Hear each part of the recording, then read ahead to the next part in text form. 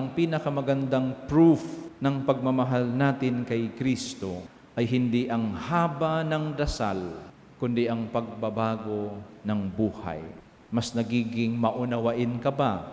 Mas nagiging mapagpatawad ka ba? Mas nagiging tapat ka ba sa katotohanan? Mas marunong ka na bang magmahal?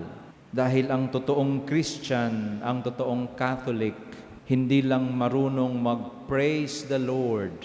Ang totoong Christian or Catholic, marunong magmahal tulad ni Lord. Ito ang hamon sa atin ni Jesus.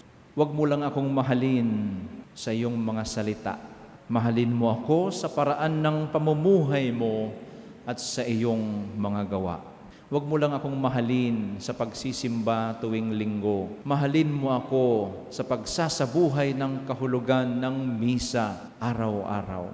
Sa mundo nating maraming empty words at temporary affections, may we become people of faithful love.